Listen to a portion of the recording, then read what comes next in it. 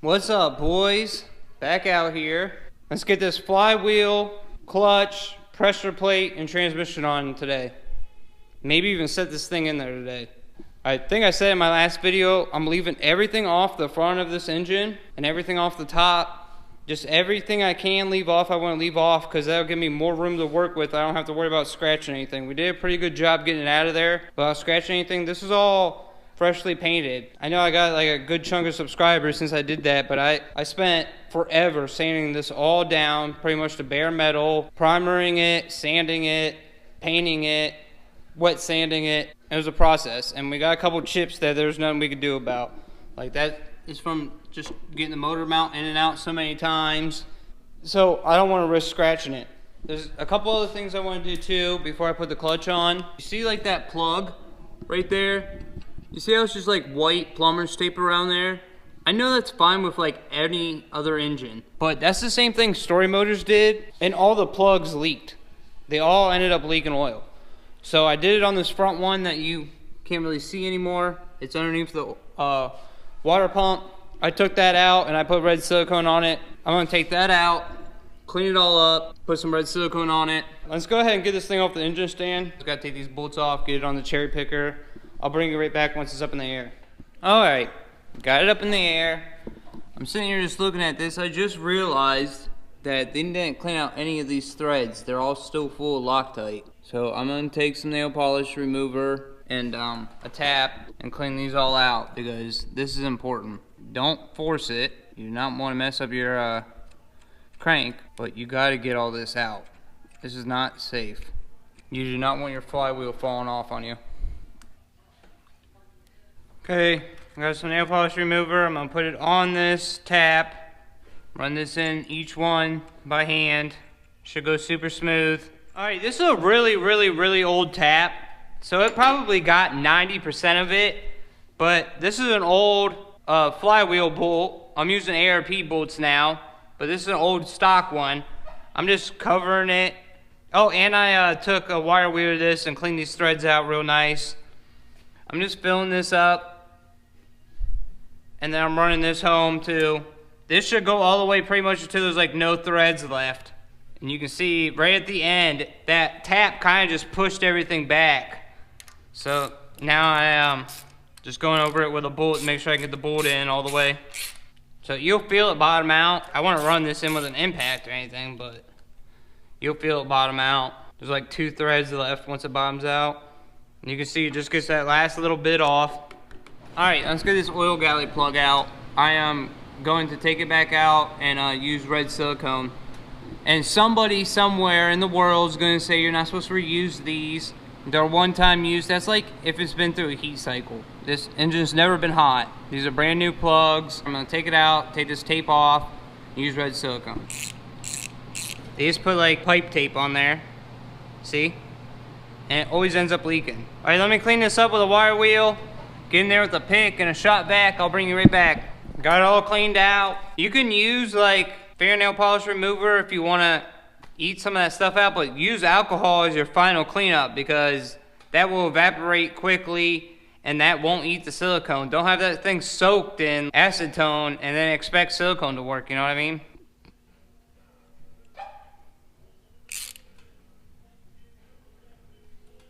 Okay, got all that done. All those threads are pretty well spotless. Got this all wiped off. This has to be like perfectly balanced. Don't mess around with this. If you got like a piece of silicone or something on here, get it off. Now, I went with the spec, if you guys weren't here the last time I did this. And I gotta clean all this up. So let me clean this all up. I'll bring you right back. This thing's gotta be spotless. You guys know how I am. Clean this all up off camera. Got my ARP bolts all cleaned up. You wanna put Loctite in these threads. Okay, I talked about this last time, but that was like a year ago now. You do not want to put Loctite on your bolts and then put them on, especially on your flywheel out of all things, because it'll squirt out, and if it gets in between your flywheel and your crank, it won't be balanced. If your flywheel falls off, it could cut you in half. You gotta think, I mean, this thing's spinning at 7,000 RPMs. If it falls off, it's gonna cut right through that car. I talked about it last time I did this. The guy that taught me a lot of this stuff when I was younger always told me a story about how one of his best friends got his legs cut off in a car because the flywheel came right through the trans tunnel. Now that was rear wheel drive, so it came flying through the trans tunnel and cut his legs off. This is sitting sideways, which means it would probably just cut your passenger right in half, right down the middle of the body. So just do this right. Make sure the threads are clean, make sure this is clean, nice and dry. Put your Loctite in there, put it at least halfway back. Get a little bit more than like a pea size in there, and then you can use a Q-tip to move it around and get it all over the threads. And if for some reason you got any too close to the edge, like I did right there, wipe it off while it's wet.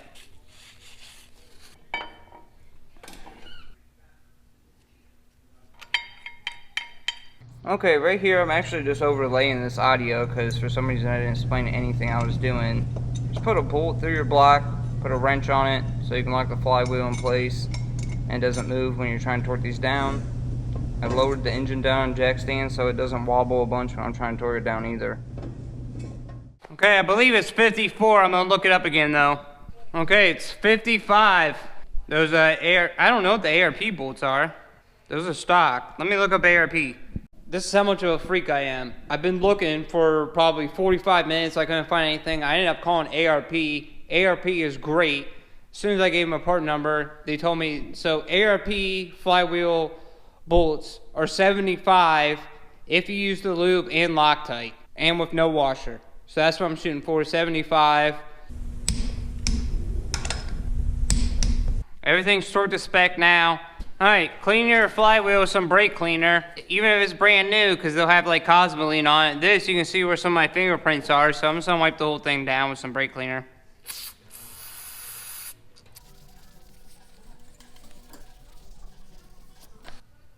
Okay, now get your clutch and your pressure plate. Now you can sandwich them together like I'm going to do, then use your alignment tool to square up your clutch, or you can put your clutch on your alignment tool, then put your pressure plate on, whatever's easier for you.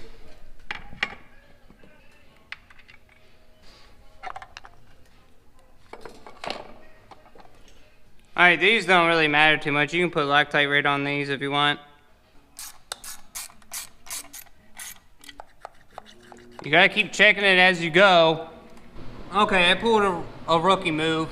Not even gonna lie to you guys. I should have held this up a little bit. You can tell that the clutch is down lower because of gravity. Like if you just sit this in there, there's a little bit of play. You should hold the weight on there to keep it up in the air. I gotta take all these loose again. I wasn't recording again. You guys can see like the bearing in there. Yes, I know this car doesn't need a pilot bearing, but the spec flywheel comes with one that's welded in place so you can use an alignment tool. I don't know if you guys can see. You see how like the gap all around's pretty much perfectly the same?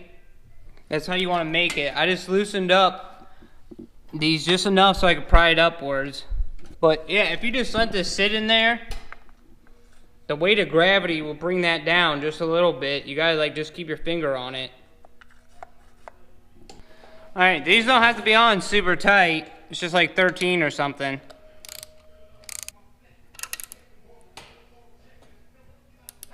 Alright, make sure everything's good. Make sure it looks centered still. I think we're good, boys. We'll know if the transmission lines up. Boys, back out here. Got the flywheel on, got the clutch on, got the pressure plate on. I gotta get this transmission on. Let's do that. The easiest way I found out to do it last time was to have the engine kind of tilt forwards a little bit. Use this jack stand and then pick up on the back of the transmission and it just kind of slid into place a little bit. I'm super pumped, man. This thing's about to go in the car any day. You gotta try to match these splines up is the biggest obstacle you got. Like you see these splines that are on this clutch? They're also on the transmission. You gotta try to match that up. And rotate the transmission and everything. It's not very fun.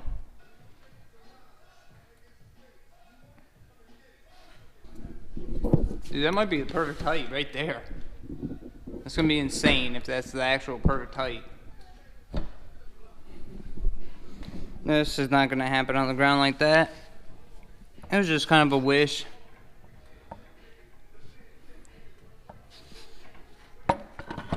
Holy shit, it just went on, I think.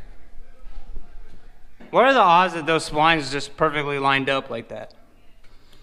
I think I can get these top ones in, and if I jack the engine up, the rest should fall into place, right?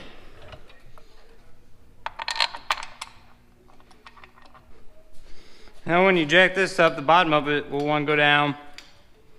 Get these top 4 in, so you don't have to worry about this thing falling off on you. Just get them all the way in by hand. Okay, transmission is on, kind of. It's more than halfway on. Okay, then you got these. Okay, then this one over here, you see it sticking out a little bit right there?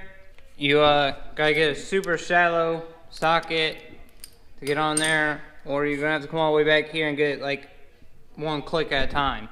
So, it's a pain.